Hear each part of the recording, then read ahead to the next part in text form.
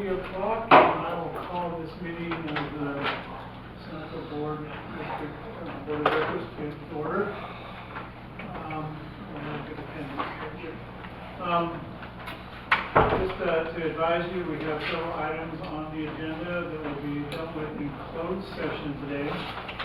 We have conference with legal counsel with regard to existing litigation, and we also have a conference with legal counsel related to anticipated litigation.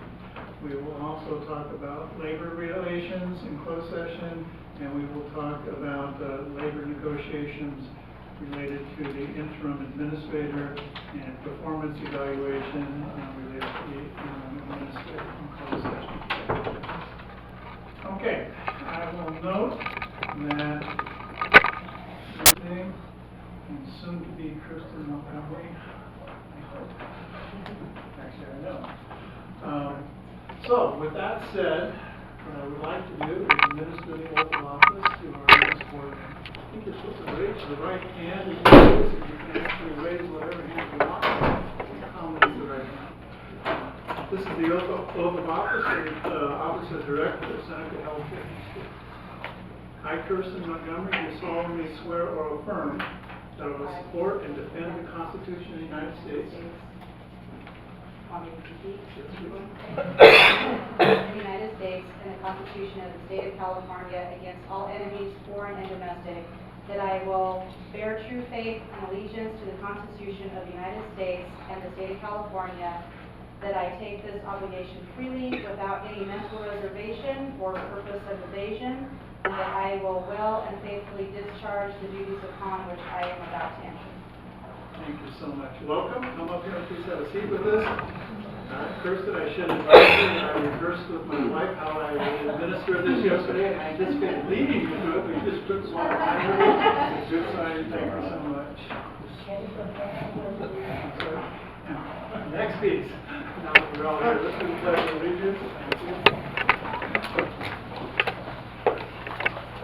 Pledge allegiance to the flag of the United States of America and to the republic for which it stands, one nation under God, indivisible, with liberty and justice for all. Thank you.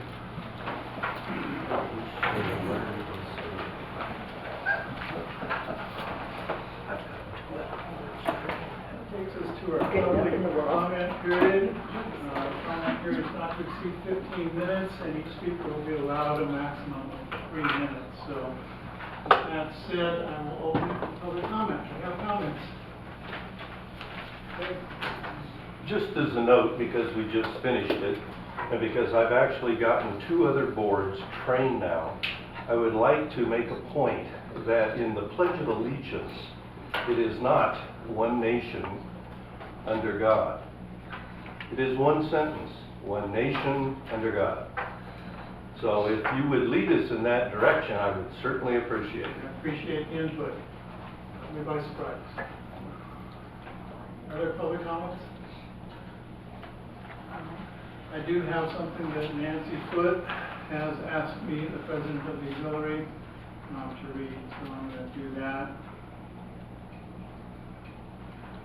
She says, "Ladies and gentlemen, this is to assure you that despite our dismay at the recent actions of this board, it is important that the record shows the auxiliary is steadfast in its support of the hospital itself.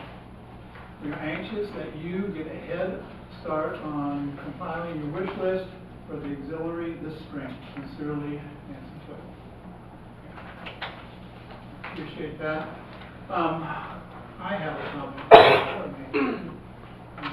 We have many of you representing both the community, the staff here at the hospital, the board, several people in the room, and I appreciate everyone's participation and interest.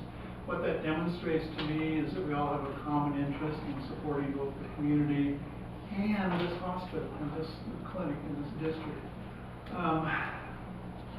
We sometimes, I think, get a little off track when we don't stay with the issues. I've seen in past meetings sometimes where we have a disregard for for what we're saying to other people. I've heard people denigrate other people in these conversations. And I want to admonish everyone or ask that everyone be mindful of this. When we are denigrating the person and not speaking to the issue, we are actually not showing respect, and there's no positive intent in what we're doing when we do that. Positive intent is very important to me, so I hope we can always demonstrate positive intent. Perfectly fine, speak to the issues, you disagree, I appreciate that and I respect that. But if we're denigrating the person who's saying it in the process, we are undermining our own process, and ultimately I think we are causing some confusion in the community, a lack of confidence in the system we're trying to grow. We're all here for the same reason, to make a better system, so that's my comment for today. Let me move on with the agenda.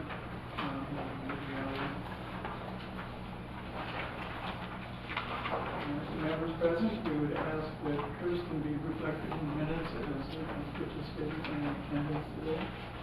I have the meeting minutes from previous meetings on December 19th and the December 30th meeting, so I'd like to take motions to approve first the December 19th meeting. Any adjustments, any comments? Jerry Nielsen makes the motion to approve the minutes. Both dates or just one? We're taking them one by one. I was taking one by one. Okay. So this is for December 19th? Yes. Fine. You vote? Oh, you are here. You can't vote. Rich, you vote? Aye. Gary? And I'll vote aye. Okay. And with regard to the minutes for December 30th, can I have a motion to approve those minutes? Second. Move to approve. Dr. Wallace has seconded. Dr. Wallace, you vote? Aye, in favor. In favor? Gary? Rich? Aye. And I vote aye. Can I just make a quick comment? Ken, I just wanted to tell Renee that I really appreciate how you reformatted these meeting minutes. A lot easier to follow and incorporate and see what needs to be done next, so. Okay. We are making an amendment to an adjustment to the agenda. This is essentially, we'll need to have some discussion and make a resolution to provide the district, make modifications to the district signature cards. We will do that at the end of our agenda today. So if someone could please make a motion to add that to our agenda. So moved. Okay. Jerry, you vote? Rich? Rich, are you there? Back to it. Kirsten? And I vote aye. Motion carries. Rich, are you there? Doesn't sound like it. Doesn't sound like it. I wonder if you can work on that for us? Yeah, I'll call him back here in a second. All right, so we've added that to the agenda. And we do have Noel Cogman on the phone with us, representing the district as counsel, and in an effort to minimize her time and the expense associated with her participation. We'll move into closed session right now. We will, at the end of the closed session, let you reconvene with us, please. There's waiting in the lobby there as well as outside. Steve, are there special places that you recommend people to wait? The lobby. Yeah, the lobby, there's just gonna be some patients there, so potentially.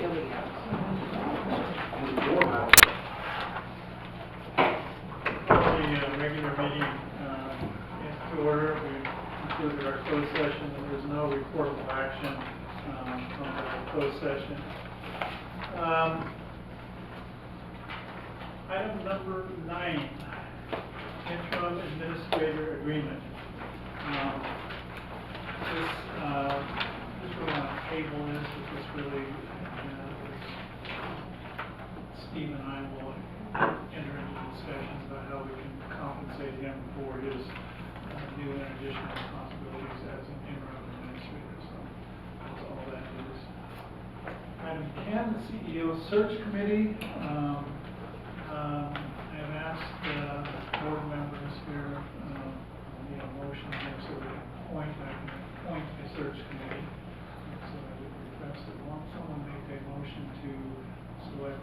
appoint to So the search moved. committee. Jerry, your vote? Rich? Aye. Kristen? Aye. And I'll vote aye. Motion carries. What I would like to do is, first I just query the board, if people are interested in being involved. We can only have 2 members on a search committee from the board. And there are people who would like to be involved in this process. So, Before I appoint. does the, I think that the treasurer should be involved in that, but my concern is that Rich is out of town so much. Would you comment on that, Rich? Dave, I agree, it won't be until April that I'll be able to be back. I'm going to be at a number of medical meetings next month in March. Okay.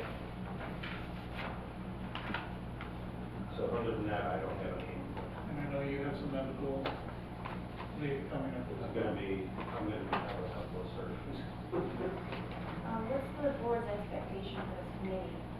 That it bring a number of candidates to the full board, a certain number, or like how? I think those are initial conversations between the search committee to come back to the board and see what your thinking on that is. I don't have any recommendations for that at this time, to kind of define the parameters of the search and then to actually implement the search. And so if there's a committee, they'll do the screening, but still, the individual board members can meet one-on-one with applicants, right? Could ask Well, I'm wondering about council around about that. that, yeah. At this point, we just need people, so kind of look at you, Gary.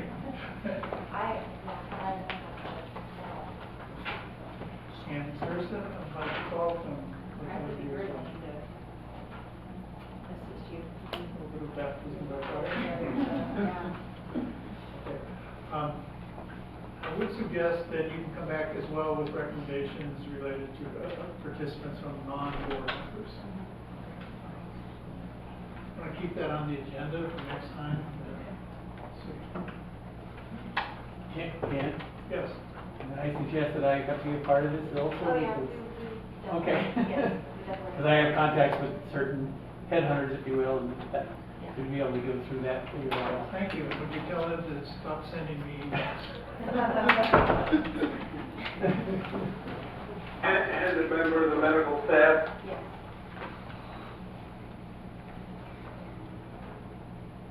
Okay, so we have some recommendations there already. Okay, med staff report? Yeah, Dr. Ware isn't here, she's on medical leave, so I'll just give a quick report. The Part A is just re-credentialing medical staff, teleradiology, and a mid-level Steve Hayden, the nurse practitioner, and then a couple of temporary privileges because their applications are not all, or the re-credentialing files are not all complete yet. Is that right? Correct. Okay. And those are for 60 days. Some were for 60, some were for 30. And if you want to know the difference, you have to ask the lady that's doing it. I noticed it said 60 days. Yeah, and then there's a There's a 30, number 4 is for Oh, I 30 see. days. The last two were approved for last meeting, but we don't anticipate a med staff meeting in February. So I have to extend it. So that's the reason for that. So their re-application or re-credentialing is complete. You just have to get the medical staff. Well, I have to look, make sure, I have their packet back, I have to go through that, so I don't really have to do it, but I have to extend it 3 days. Yeah. There probably won't be a medical staff meeting in February. It's not aware and I both will be out. And we'll have school. Like make a motion to the reappointment of these medical staff listed here. A second? That's it. Gary? Rich? Aye. Kristen? Aye. And I vote aye. And policy is self-explanatory. So we have 5 policies.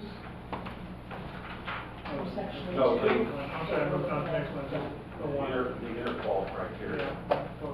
Can you speak to what that is? No. Who can speak to what that is? Actually, is Heather here? Yeah, I'm here. Yeah, you want to explain that? Sure. So, Interqual is just a screening tool that we use to see that patients meet criteria for medical necessity to be inpatient or observation. And that's just to help us so that we make sure we get payment and don't get denied by insurance companies I'm for, assuming you have to demonstrate For medical not. necessity. yeah, for not meeting medical necessity. So that's all that is. We had a policy in place, this one's just revised, so. And I think that's primarily from the emergency room, right? Yes, primarily, Most of the admissions come. when they, yeah, you got it, when they come through the ER and the doc decides to admit them, it'll be the responsibility of the ER nurse to run it through the interqual and just make sure that they meet criteria. Okay, so it's a process. Yep. All right. Can I have a motion to approve this policy? Kirsten? Kirsten, motion, second. Jerry? Kirsten? Rich, I'm sorry. Aye. Okay, and I vote aye, motion carries. And policies number 12, policy approved by the Policy and Procedure Committee. Another one, Oh, medical thank you. evaluation. Medical evaluation request by the peace officer. I believe we had some discussion about this policy last time. Yeah, this is a carryover. Yeah. Yes, you raised some issues. Table this one because we need to do some further research on this one. You want to table it for now? Yes, please. Okay, The next thank you, one. we'll table that policy. That will include running it through legal review.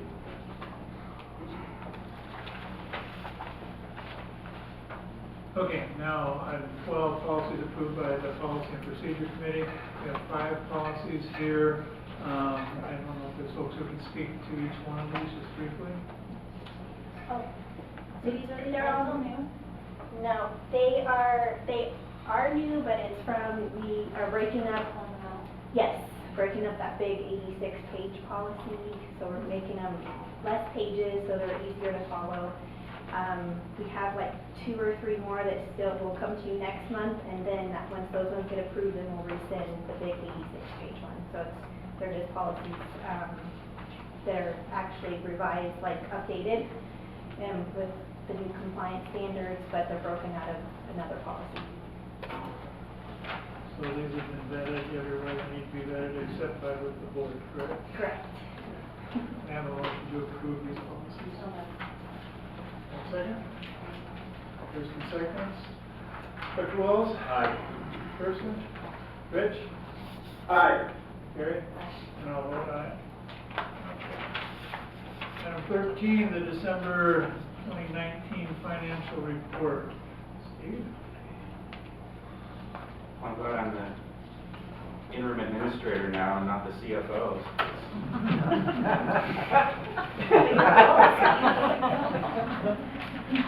Okay.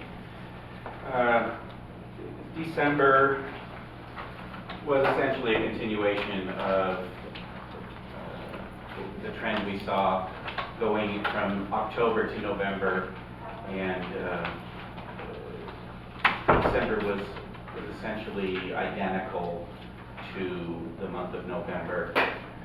The only thing is that we did receive a supplemental payment, a payment on our prime grant for the month, which made the loss look a little better, much smaller, and then also helped our cash flow for the month. So for the month, we had a net loss of $93,000 compared to budgeted income of $399,000 for a negative variance of $492,000. As I mentioned, the loss is due to continued negative variance in gross and net patient revenue, both on an inpatient and outpatient basis. The negative variance also was partially created in that even though we did receive the prime grant money, there was it was not the full amount. It was full amount would have been 600,000, we received 405,000, which was an adjustment for one of the measures for an entire year, so. Is that because we didn't meet some detail of our measurement? Our HCAS continues to be a challenge for us. Can you just elaborate on that?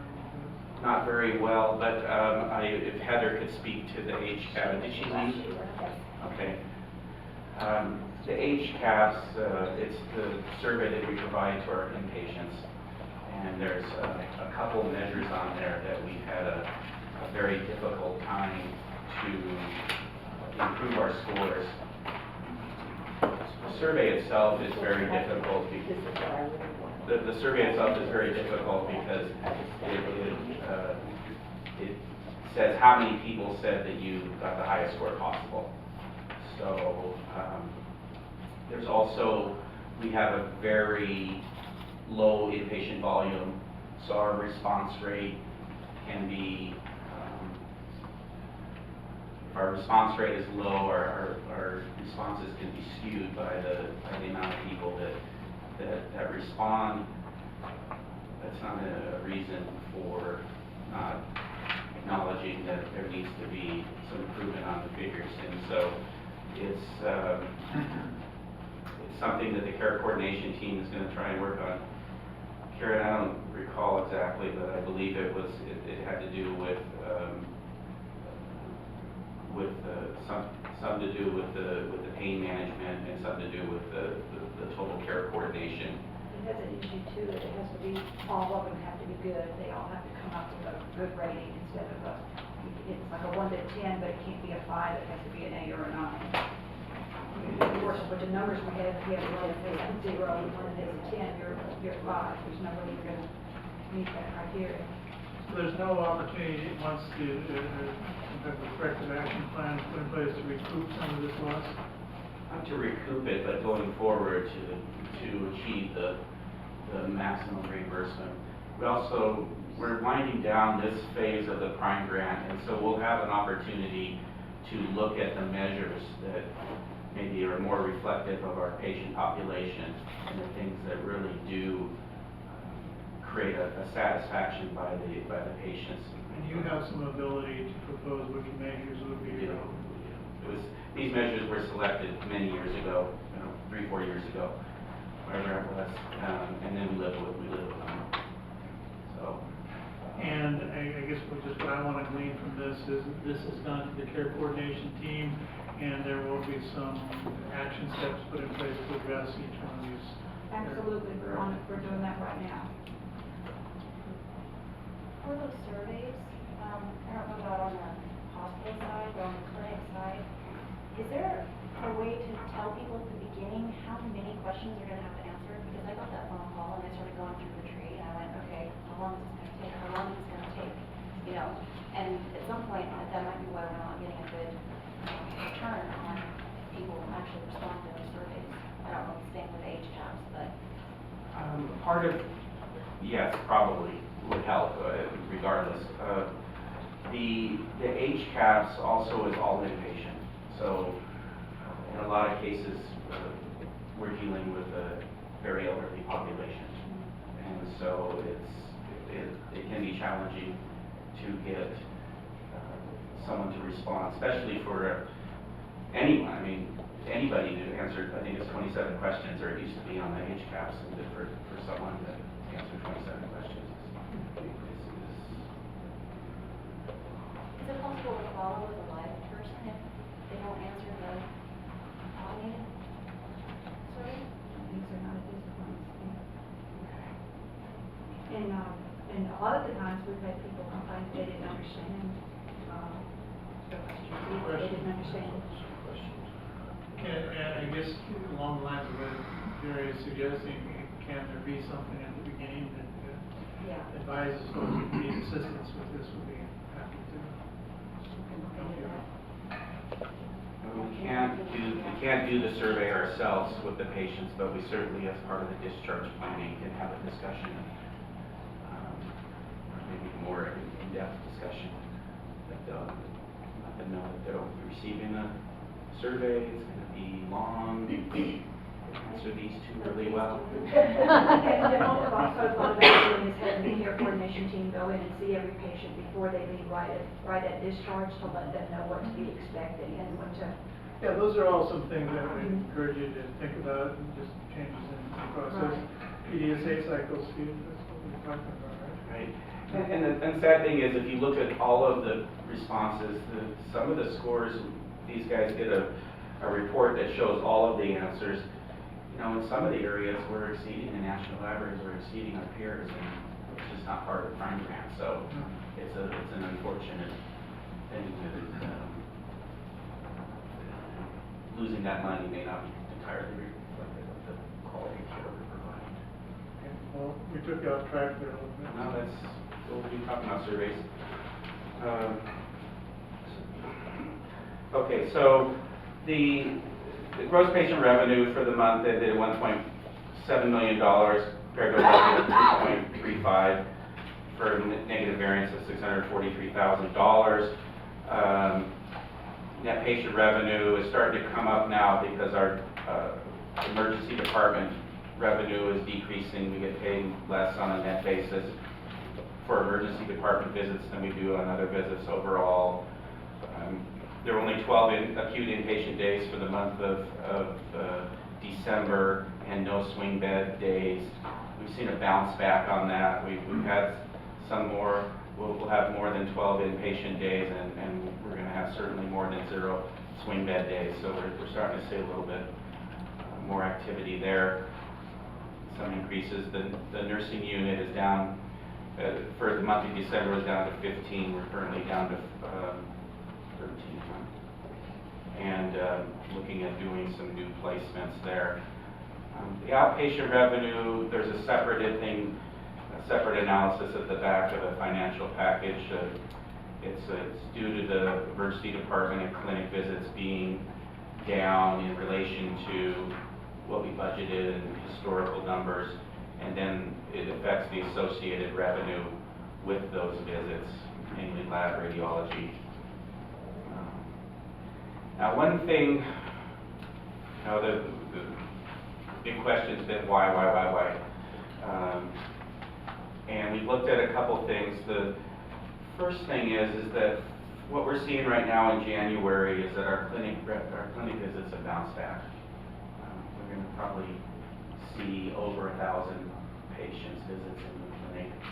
Emergency department's up a little bit, but it's still below last January and what we would expect and what we budgeted. Of course, we've looked into some clinical things, if you will.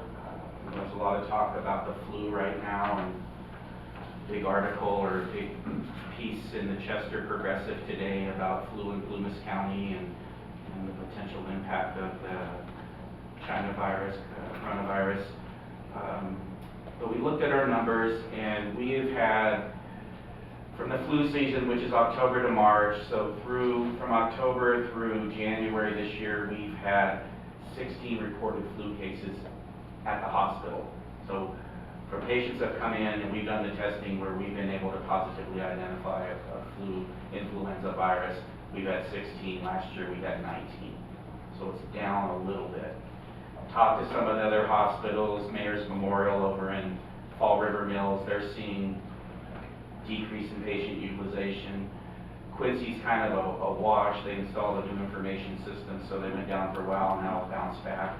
Portola's been, utilization has been up, and talking with our infection control officer person, she said that they've had more cases over in Portola than we've seen. So our idea that people in Lake Elmore Basin are not experiencing some of the traditional health things that we see at this time of year, there may be some merit to that. One thing we have determined, and this is kind of just a statement of fact here, when you guys appointed me the acting administrator, Karen Turner and I scheduled meetings with all the department managers to have one-on-ones with them, talk about what's happening in their department. And I think what we've determined is that I don't know that we've been listening to the community. We talked about this in the treasurer's meeting. There's a lot of data out there, and we've looked through a lot of data, and the community's given us feedback. And I don't know that we've really acknowledged or addressed it and used it as a means, as a guiding principle for how we do our business. One of the things that came through in our surveys, we expended additional money to do these wonderful outpatient surveys. I know they're annoying, I get them myself as a clinic patient, but they're very valuable to us. We get really good feedback. Sometimes it's funny because they'll say, I will never, ever again go to this hospital, and then you get the same, this hospital saved my life, I love it, and things like that. So you have to, again, sample size and all that. But I think that we got this data and then we didn't utilize it.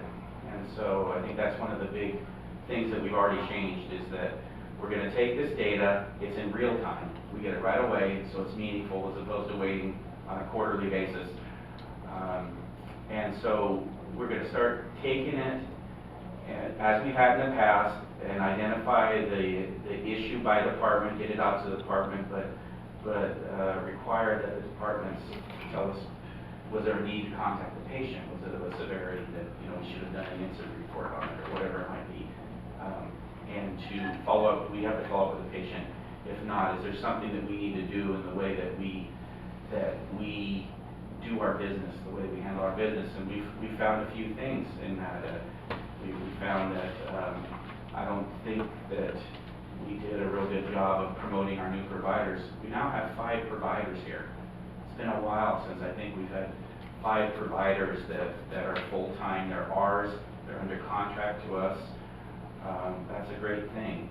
And the community has said we need providers that come here and stay here. And so now our challenge is to keep these 5 providers in place so that the community can rely on us to, those providers to be here when they have their needs. And I know that we haven't done a good job of that in the past, so that the challenge for us now that we have providers is going to be to retain them and to promote what they do. We don't think we did a real good job of promoting our new providers, the hours of service. Some of the things we've looked at is the walk-in clinic is a fantastic thing to have. This idea of same-day appointments, same-day care is a great advantage to have. So we have this, so we need to leverage that. But at 5 o'clock, the walk-in clinic closes. So we've talked to one of the other providers that will say, well, I can handle the overflow. If someone walks through that door at 5 o'clock, they're going to get seen. Maybe not by the walk-in clinic provider, but they're going to get seen here. And then how we promote that. The idea of having same-day appointments within the individual practices. Dr. Walls and Dr. Ware are pretty set with their practices, and they have their panel, and that's fine. And that works well for them, and it works well for their patients. But getting the ability of people that aren't with Dr. Walls or Dr. Ware to be able to have that same-day appointment could be the opportunity we seize to have them establish a new patient.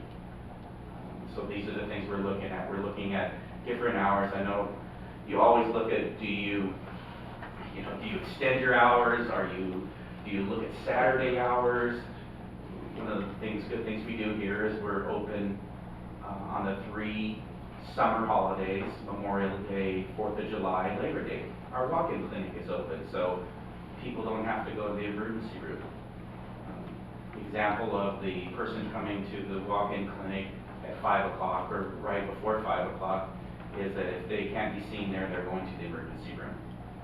So if they can be seen in the primary care setting, one, it helps them, it keeps down their bill, which is, everyone's sensitive to that. And it allows them to be seen by a primary care doctor that they can establish a relationship with. So I think those types of things. The other thing we talked about in the treasurer's meeting was doing outreach within the community. And we're talking with Lindsay Theobald about how we can do that. you heard the comment, I didn't know you could do this, I didn't know so-and-so was here, or whatever it is, and going to wherever it might be, to the board meeting of the Hamilton Branch Fire Department, or whatever they do down there. So, and including going into Westwood. I think Westwood is a part of our market. There's some limitations for Medi-Cal with the Lassen County thing, but there's 2,500 residents up there in that area that we need to connect with and let them know that we're here and what we can do for them. Yes, they have a federally qualified health center there that they can go to, but if they want to come to this facility here, establish relationships, we're able to do that. Not everyone there has Medi-Cal. That's true. And there are folks there that come here from work and for school. So, with all that said, that's kind of what we're seeing is that, and you know, again, truth be told, what we've all gone through the last 6 months has done nobody any favors. So, the letter from Nancy Foote is a great step in the right direction about everyone pulling together to support this hospital and And Steve, kind of along the lines when you're talking about this need to get the idea out, you know, the output of providers, also looking kind of the lab. You know, we just redid our lab. Can we take photos of our lab, make a big splash, look at our beautiful new facility, come here and have, you know, the lab's done, and, you know, see what we run the equipment. I feel like that's an opportunity that we should probably hit sooner rather than later. Steve, I'm wondering, as you know, Gary says that, and hearing you speak, if you've done a really nice job of kind of outlining what some of the challenges are and what some of the thinking is about how the board could do a better job. I'm wondering if, I'm not sure if the timeline would be here, but if we could ask you to prepare some type of action plan, what you've resolved. I'm not going to be in a position to tell you what you should do on these things, but what you've resolved to try to do that might address these things. And, you know, my belief is that you never have improvement unless you try to make changes. So, you know, what would some of those changes be?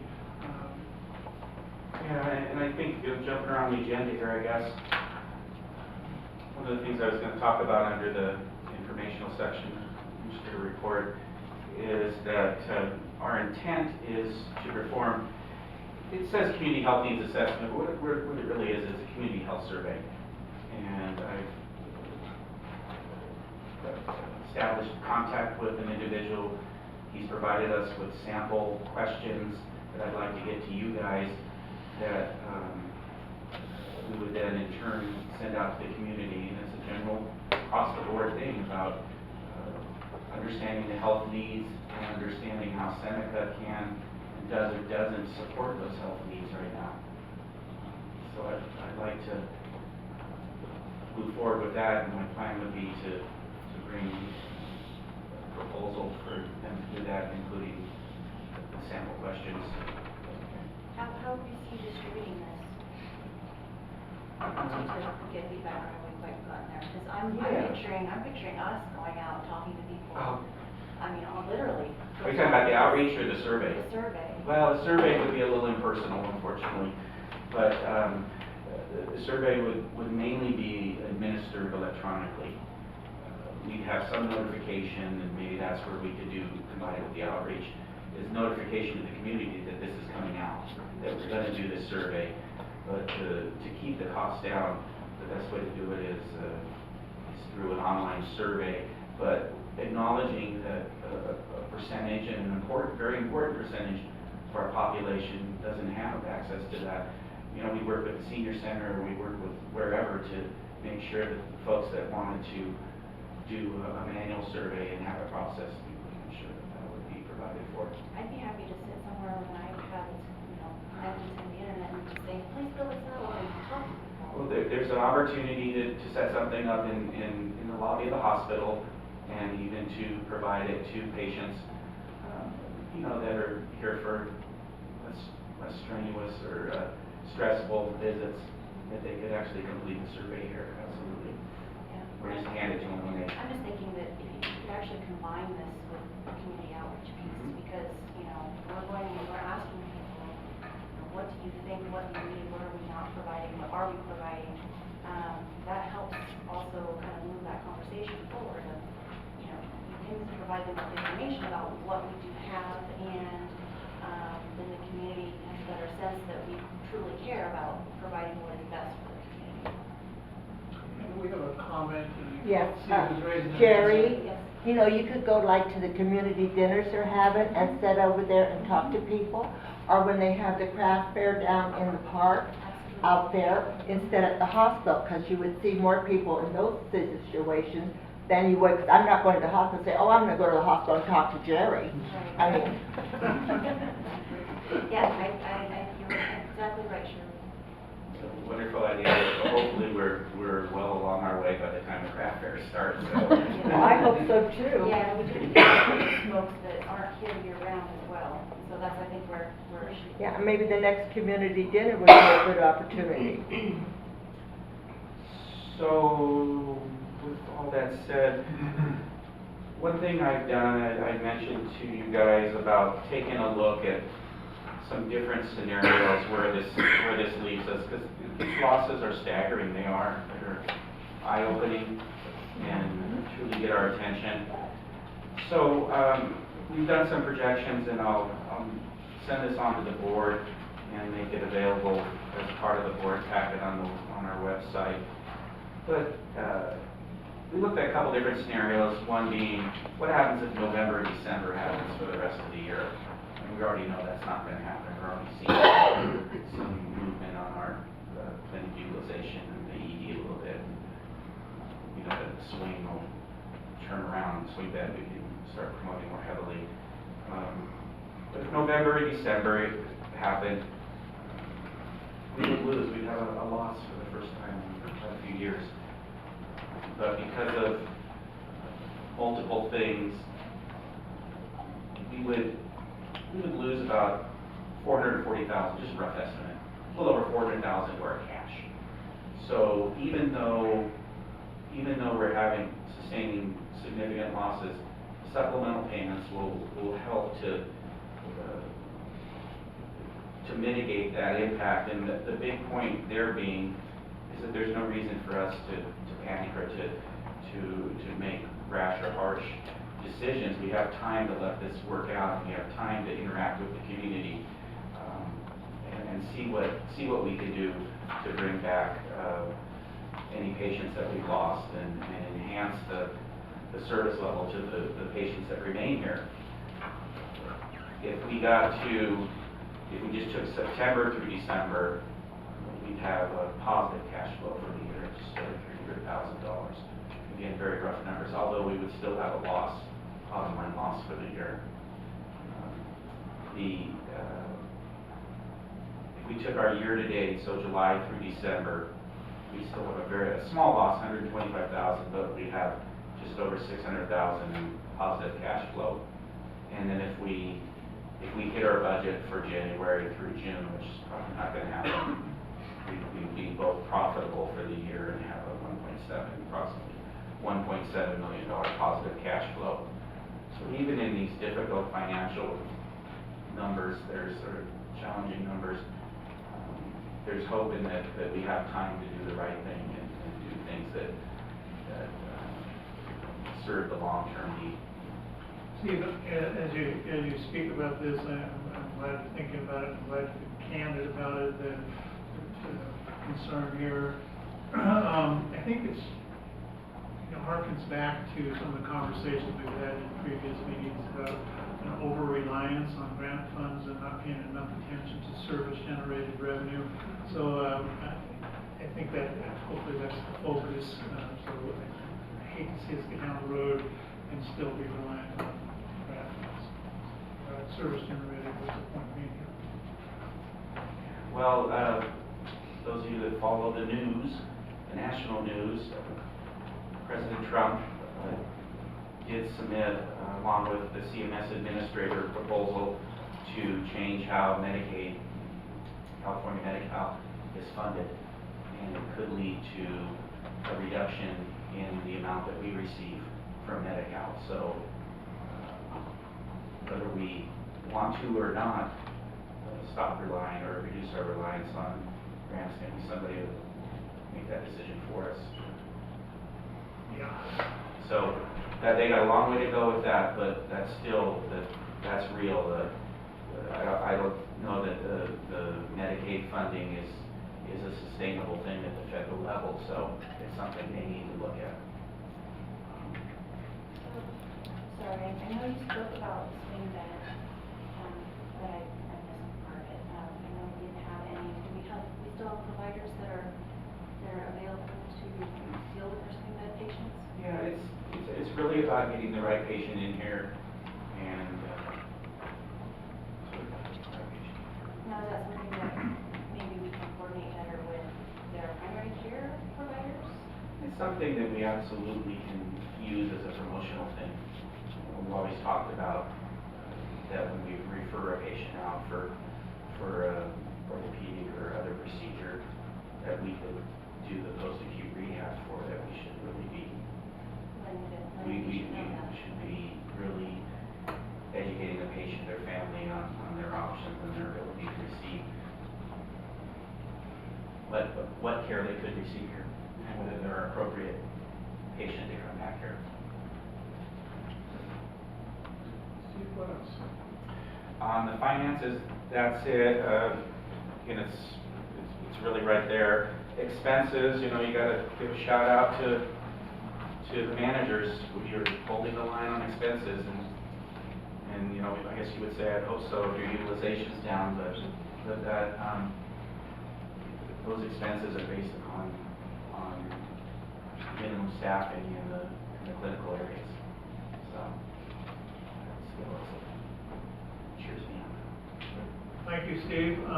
We need a motion to accept the financial report. Jerry's moved, and second? I'll take the bill. All seconds. All in favor, Jerry? Rich? Take all. Sure. Kristen? Capital requests.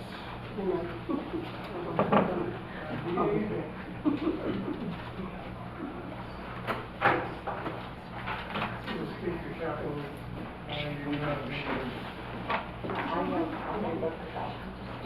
Jump in.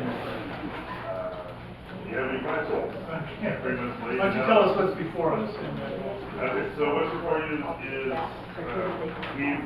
we got back in October our annual, security review of our facility, of our network, infrastructure, how everything's working.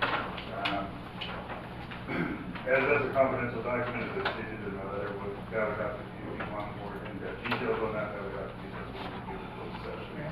And I'll leave that out to the public. Of the 13 medium high to high tags that we've got, we've already remediated 11 of them. They were not terribly difficult to do. Simple things that we corrected here on site, educated end users, and made the necessary changes. This 3.3 is actually a high-risk tag that we got. And during the presentation that all of the administration was at with us, the only really remediation was a budget line item to correct the issue. And the issue is that the equipment that we have that was purchased years ago is, like all technology, reached its end of life.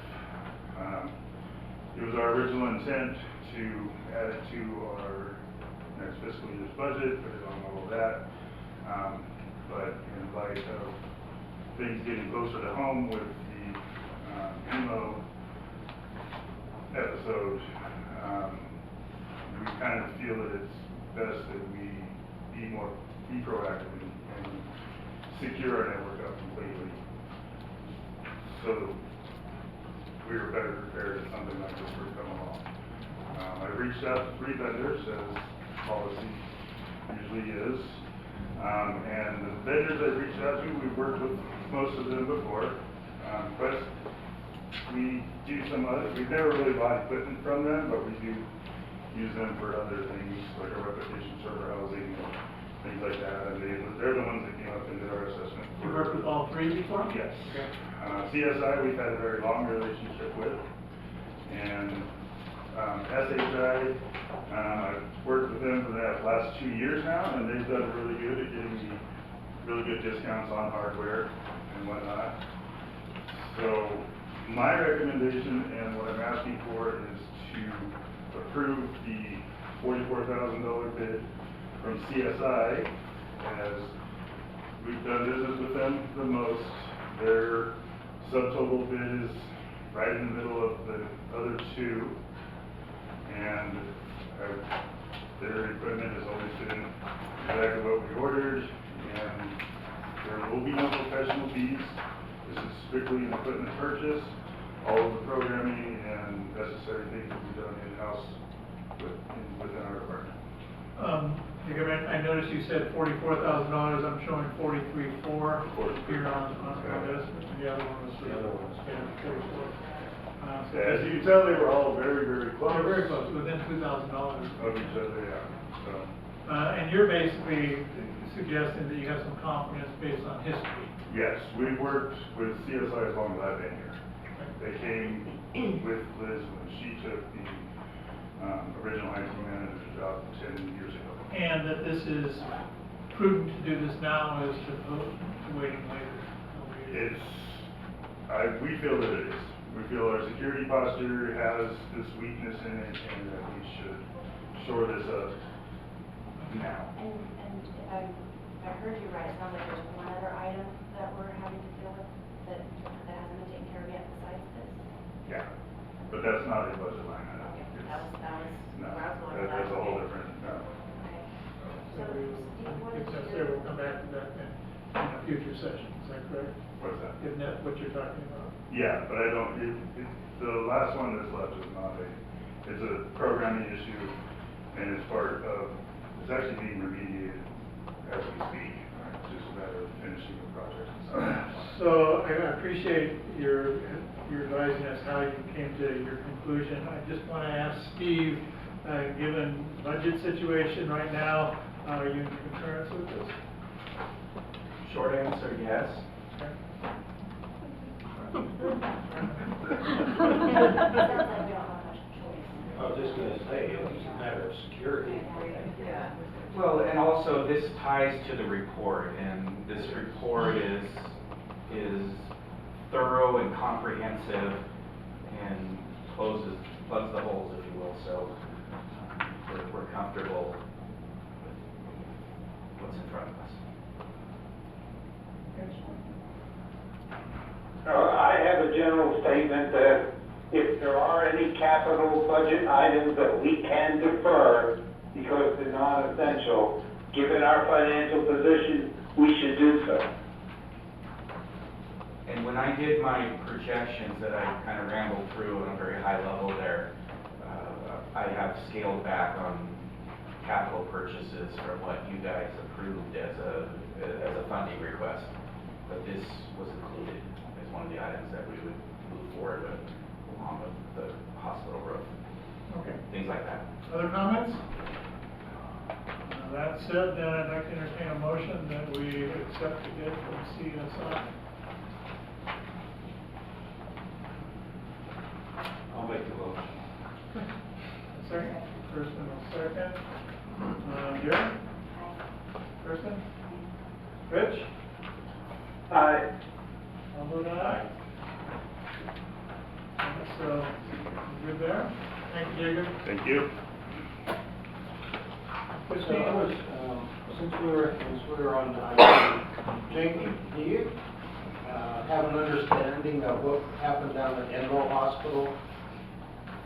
From the limited information I had, they were a victim of a ransomware attack where their entire network was taken over and seized, and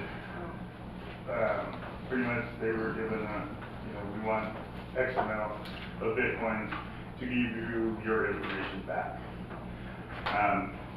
90% of those attacks, the way they get through is through the human in there.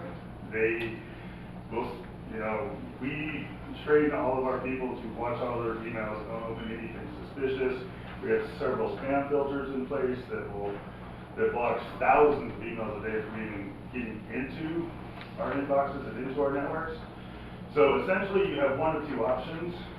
If they were prepared enough and had enough offsite and other places where their data was stored and backed up, then it's a matter of just pulling the plugs, tearing all the old equipment down, putting all new equipment in, and then bringing all that data back, which sounds to me like what they did. They didn't pay. I don't believe so. That was my question. I have not heard definitive, one way or another, if they paid. But we were not able to transfer patients because they were shut down. They couldn't call. You couldn't call them, their entire thing was shut all the way down. So, Scary. that's what we're hoping to avoid and, keep us in that, because it just takes one. And then if there's not enough safety measures behind it, it can essentially spread like plague across your entire network. Thank you, I was just curious. Yeah. Strategic Planning Committee. Yeah, so, first item, the board will appoint a board member to serve on the committee. At the last meeting, Rich Rydell and Jerry Nielsen were there, so I don't know, pleasure of you guys is to continue with that, or you want to have a discussion about it? Well, I know that you've been involved in it to date, so is there any objection to continue? Rich? No. Okay. Let's, I guess, do we need a motion to continue that, or just let it be? Just, I'm sorry? I think you can just appoint. Okay, I'll just reappoint both of you to that committee. Board meeting dates? I think we're still on. Oh, I'm sorry. I will go through. Give us an update, Steve, on the meeting with the architects. Okay, we did meet with the architects, as mentioned there, they gave us some initial renderings of what the campus and buildings would look like, some idea of overall square footage, some of the high-level uses of each of the areas. We gave them our feedback, there were multiple staff there, plus Jerry and Rich, and they're going to take our recommendations or comments or feedback, put it back into the drawings, but also give us a detailed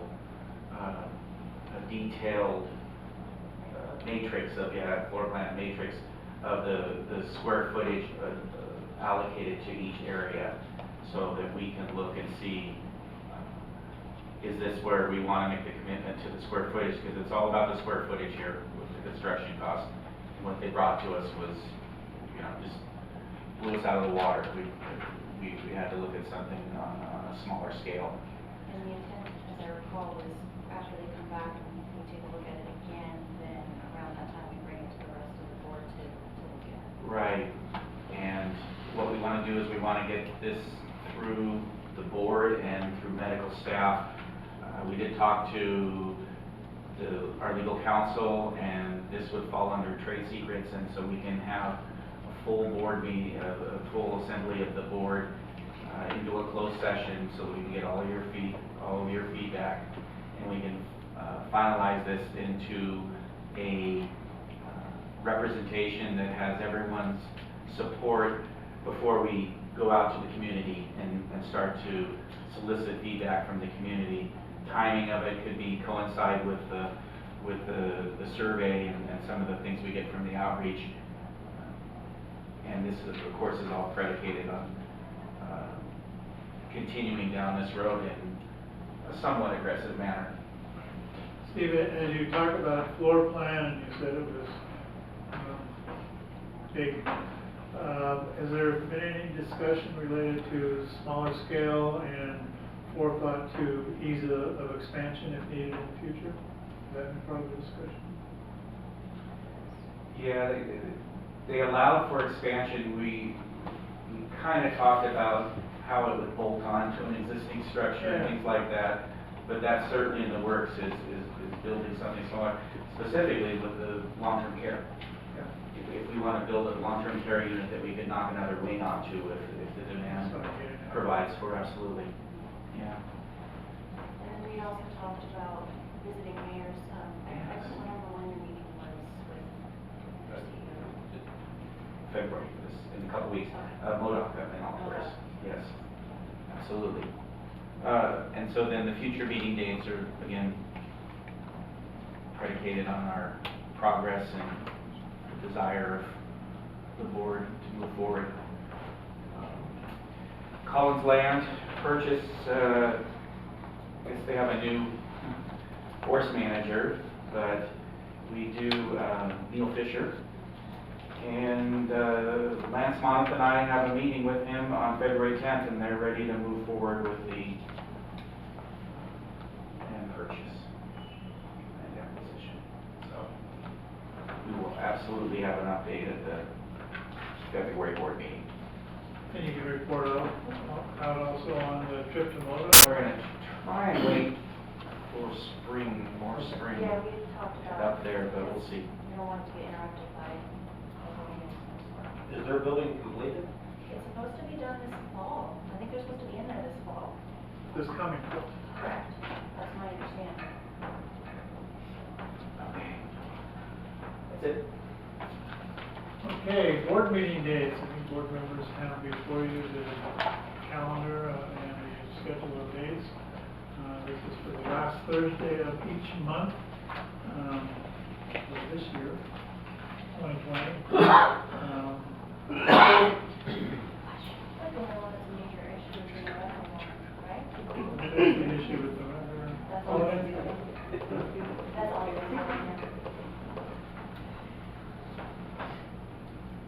What are the alternative dates? There's November 26th, is that Thanksgiving? That's how I just said Thanksgiving, yeah. Let's reschedule. Can we go perhaps a week?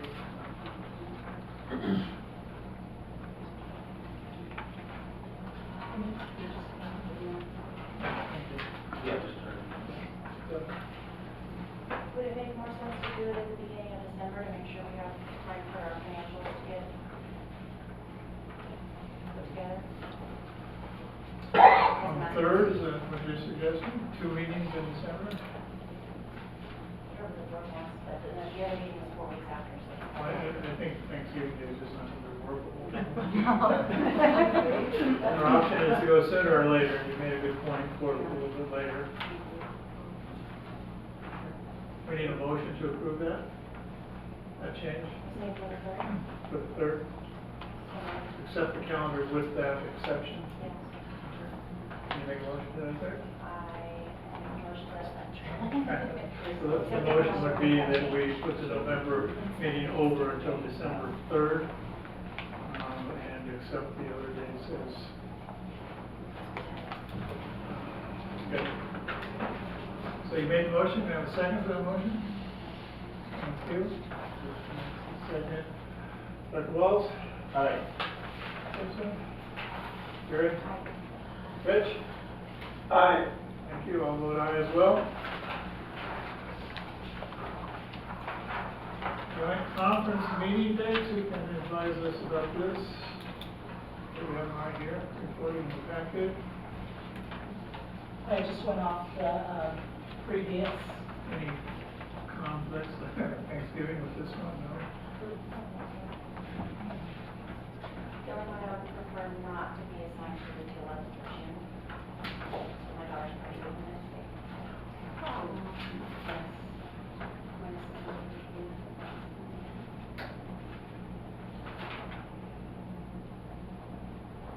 Other folks who would like to participate on other days, I'll cover that, the June date, I think I can do that, I'll check my calendar a little closer. I attend all of them. So we need to know when Rich is here. Rich? I don't have the calendar in front of me. They are, I'll read them to you just for the dates. Thursday, March 12th, I'm sorry, Thursday, March 12th, Thursday, June 11th, which I volunteered to take, Thursday, September 10, and I Thursday, can do December that. 10. Rich on September, okay? Yeah. So we have 2 dates unfilled. Jerry is the one you can take. Either one, we have got 2 people for each one, I think, right? Do we usually do 2?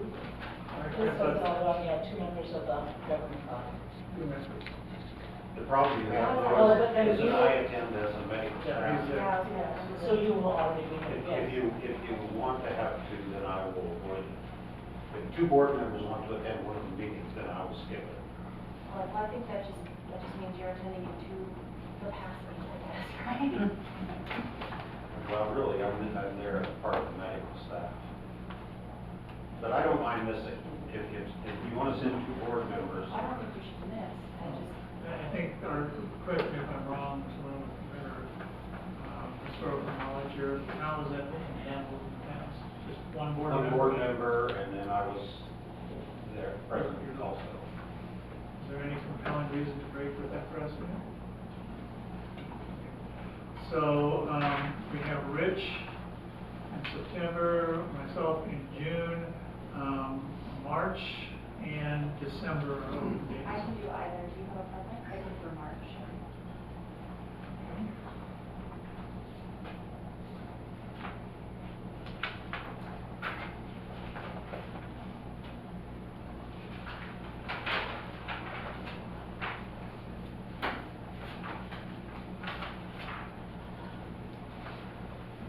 Okay, healthcare resource group, RG. So, short story is the air days improved, so Goodness. it's always a good thing. More improvement to follow, hopefully, and must be. We did meet with, they brought a whole crew of people here to come in person in January, earlier this month, and we had some very good meetings. There's been some positive turnover in their staff and their leadership. You've already seen some of the effects of it, the impact of it. And did meet with the CFO while she was here, and they're good with the idea of supporting an administrative support position here to help with, so we'll be putting that into the contract. You had spoken about that last time. Yeah. You sounded a little skeptical at that time. Well, they're their profits, but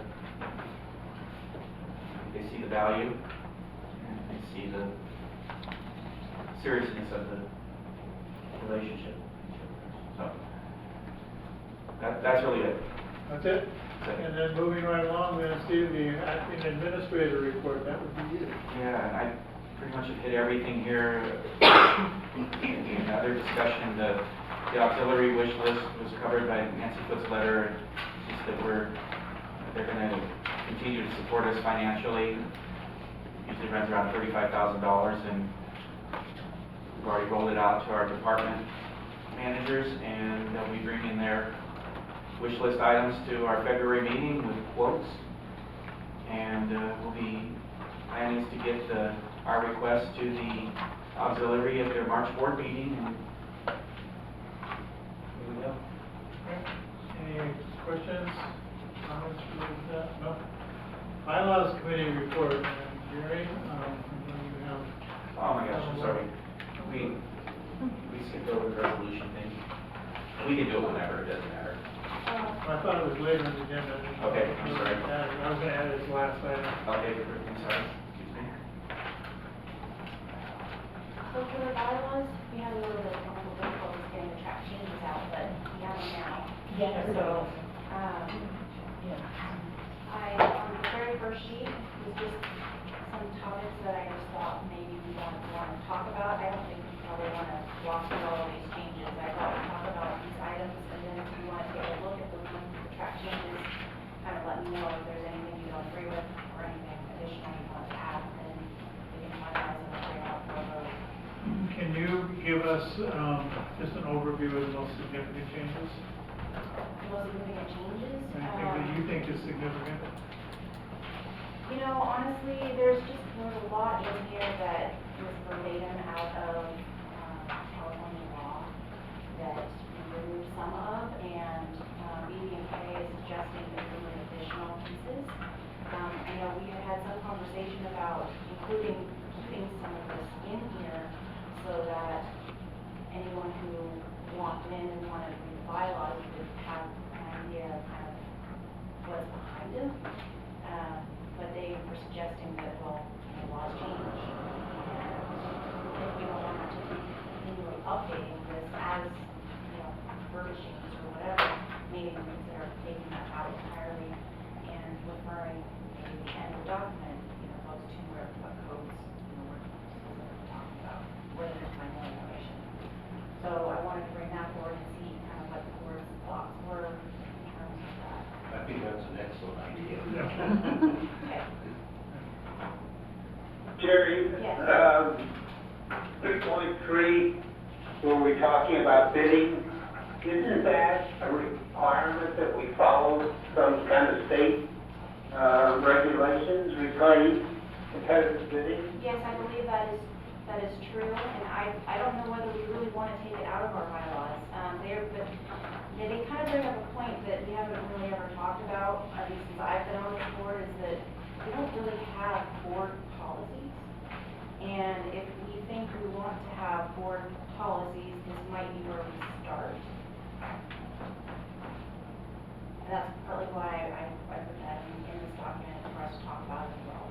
And I don't know that we have to make a decision right now, I just want. I thought the policies were based upon the state regulations. Yeah, but we don't have something written as my understanding, as a policy for this. It's in our bylaws. Or if we do have it as a policy, I don't even know if it's up in our bylaws. Rich is referring to public entity bidding process. Yes, I believe so. Yeah. Yes, 3.3. Yeah. So that $25,000 amount, that's by statute, right? Yes. And that might be, they may be suggesting that so that, if we make a change because that statute changes, then we don't have to change our bylaws. All we have to do is update a policy like we do for our other policies. So this refers to code as opposed to specific language. If the code section changes, that's all you have to change. Well, but they're saying that we should have, to Rich's point, we still need to have it documented that this is our policy. But maybe we pull it out of the bylaws so that it's completely separate. That way, if any changes, we have to update that piece, we don't have to update the entire bylaws. That's a good idea. Any additional comments, questions? Oh, the very last, so I just asked if, you guys go through this, if you have any other edits or anything you don't want to change. BB&K also recommended having management review Article 8 on medical staff to make sure there's no conflict between the current med-staff bylaws and the district bylaws. I don't think that has happened, so I wanted to make sure. Where is that in? Number 5, on the first page, the very first page.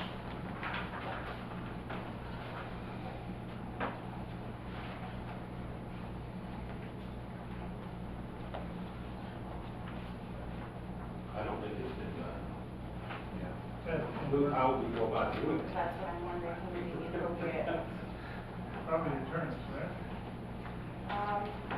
Well, they said management is what they. Oh, well, Steve can do it then. I think it would be a big job. Well, I agree. It's just that section, it's just that section 8, and it's just to make sure that nothing in there, because we have, talks about organization and their bylaws and quality assurance, clinical privileges. That's pretty much it. The rest is terms and conditions, procedure, appellate review, just judicial review. There's really not, I say there's not a lot, but maybe there's more than I realized, but there's really those 3 sections, I think, that need to be. So you want this to go to a medical staff meeting then? It seems to me that probably That would be a ought good to. idea, yeah. Okay. Yeah, I think that would be a good idea. Well, then we're gonna hold off on taking any action here until we get back to see that input. Oh, we shouldn't take any action here anyway, because I'm gonna go through and, you guys are planning other changes you want to make. Today, we're just talking through and hoping to bring it next month for us to finalize. Or, Oh, I yeah, don't know how long I'm not staff prepared to takes do it. long. I'm not prepared to. Right, right. Except for changing some. And I don't know how long it'll take the staff to take a look at that section, so maybe. It's not, this section is short, but the med staff bylaws are not. Right, right. But I think we just need to make sure there's nothing in these bylaws that contradicts You're right. what's in the med staff. Other comments? So, Dr. Walsh, do I need to send this to? Well, Dr. Ware isn't here, but I think you do the med staff stuff, don't you? Yeah, you can talk with Dr. Ware and get it on the agenda. Yeah. Yeah. Thank you. And then if you have any additional changes, I guess, send them to Renee, and then she can compile them and send it to me. Can I just ask, it's just Article 8? Or is it- Yes, yes, it's just Article 8, medical staff.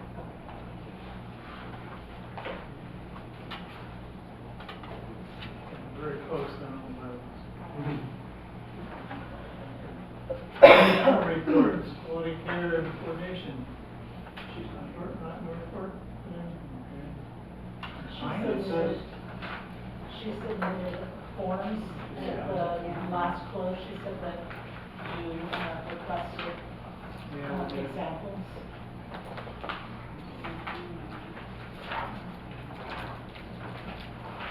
Hard time finding that? That's right behind the J tab.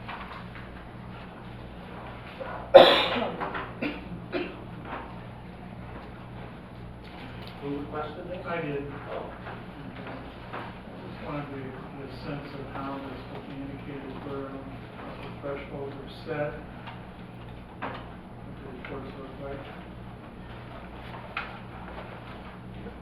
How do you set the, Karen, how do you set the thresholds? That's Ken's question.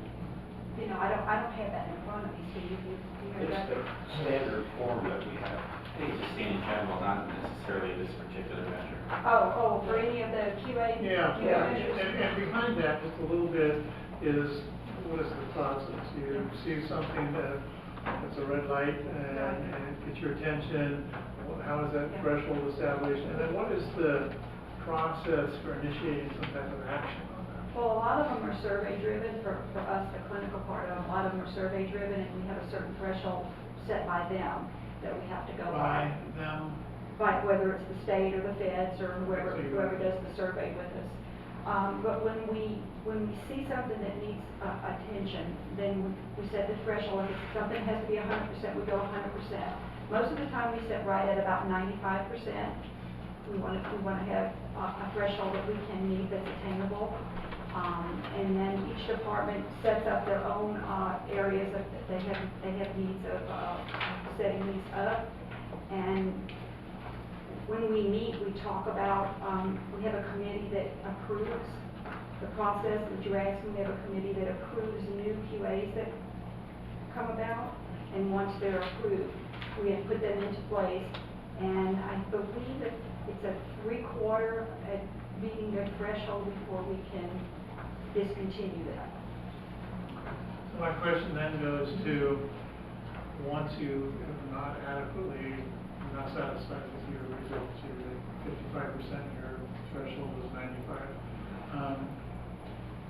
How does that get operationalized to get that addressed? What steps are taken there?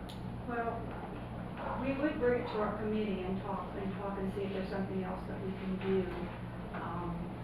If education's not working, if maybe we don't have the right equipment, or we don't have the right system in place, that's something that we would determine as a team. We may have to regroup and go on to So another. the team determines it, And and we then also- then something is written up that says, Correct. here's our action steps. Correct, we have an action plan, and we also have Dr. Minnie Cooper who oversees this and gives us input on what we might do better and what we can You just Such have, a timely type of review for the process. Correct. do you just have the one form, Ken, just the one form? Yeah. Because the other form, once a plan is established, there's another form that, for the reporting That of, shows, of what your outliers are, how you didn't meet the threshold, why you didn't meet the threshold, and what you have done to correct whatever problems you had. Is it on the back side? Okay, so that's, I was really just, thank you, trying to get to that point about how does that, what are the action steps and how do you right. document that, hold somebody accountable for making sure that it's yeah, there is a process for it, and like with the surveys, when they come out, a follow-up survey, they will actually pull those and expect them to be quantified or what seems to be done about it. Okay, great, thank you. This is my questions. Compliance? Oh, there it is. Did you guys get my type report? Do you have any questions? Need any further clarification on that? No new incidents? We did have one privacy incident, that we had to report to the state. We rectified it, having to terminate an employee over the situation. And that's all so far for this year. Hopefully that's it. Beginning of the year, right? Yeah, so no promises, but. Long way to go. Yeah. Karen? Do you have something on I your paper? wanted to let the board know that on Monday at 8 a.m. till Tuesday morning at 7 a.m. we will not have the services of CT or X-ray, and that's due to an unfortunate death from one of our employees' family members. So we won't have an imaging technician available.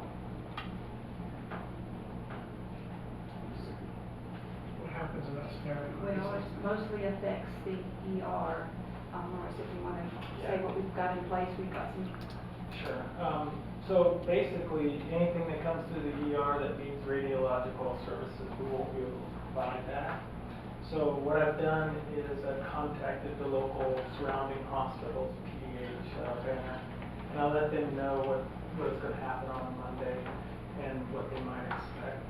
Some of the ambulances that would normally bring the patient to us would probably have to take them to either Banner or. So they've received a heads up as well? Yes, and I told them that I'd be giving them another call Monday morning, just so that I could keep them alert. Yeah, and we also have a system, it's online, it's called EM Resources, that all the emergency rooms have access to, and I'll keep updating that on Monday morning as well. Just, I'll put on there that we won't have radiological services and won't be able to accept any patients that might need that service.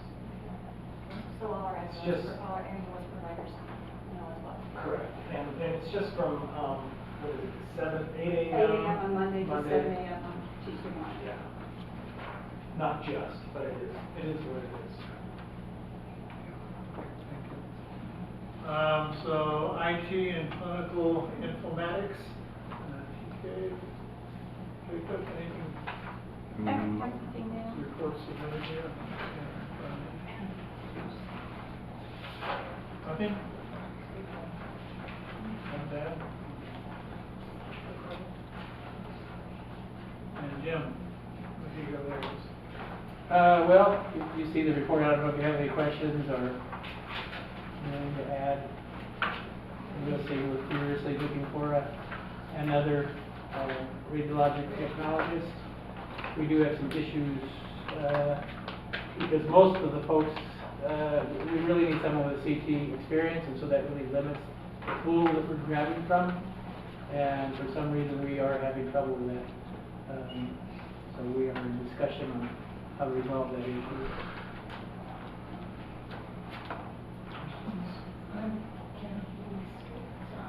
Clinic manager. And then did some. Here's a reduced report for that.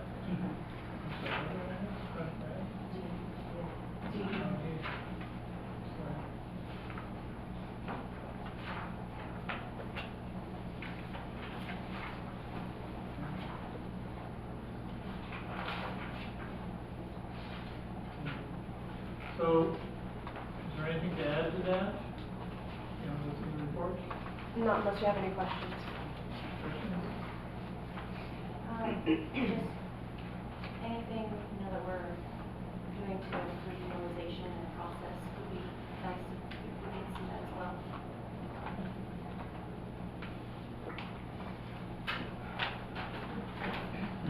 How much of an inconvenience is replacing the carpet? It depends on the provider's schedule and how much time we have, but it's a big effort. Because we have to take everything off the floors, find place to move all that equipment and furniture, which is generally out in the hallways, so it impedes traffic flow in the back hallways. And then we have several days of ripping up carpet, gluing it, replacing it, drying it, and moving everything back. So Not it's, no problem that we close the offices when they're done. you know, it's not quite a week per office to get it all done. 1 week per office. Steve, what kind of effect does that have on revenue? Well, we've actually seen good patient numbers while we've been doing the remodel. We still have capacity within the other offices, and so they picked it up. So we don't want to do it forever, but. We were able to utilize vacation time that the providers had too, so we were utilizing time that they were already off. Steve had mentioned that. Oh, okay, sorry. No, I appreciate it for that. Okay, and so Jim, there's nothing beyond this that you want to say? I want to go back to our item that we scheduled on today's meeting and explain that this is an issue that came up after the agenda had been posted, and it can't wait for a regularly scheduled next board meeting, and so we advised by legal counsel that this is the way we should handle this, is put it on today, and that's why we made a modification to the agenda. This has to do with making modifications to the signature card for credit cards at the hospital. So we need to entertain a resolution, a motion, making changes to appropriate changes to the district signature cards at Plymouth Bank, US Bank, and the local agency investment fund. This would remove Linda Wagner as a signature of those accounts. I'll make a motion to approve resolution 425. Second? We have a second here, so. Oh, okay. Aye. How do you vote? First, how do you vote? And Rich?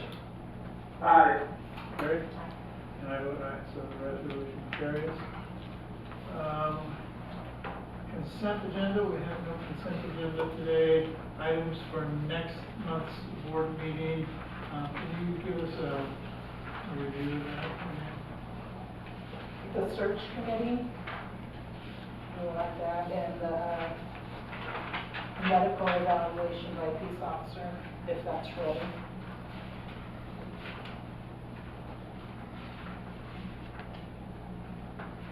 And then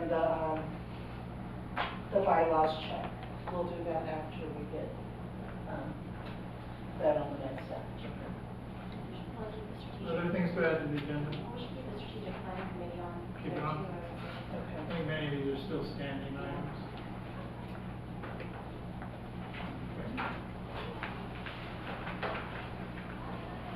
Next regular meeting is February 27th, 3 p.m., right here in this room.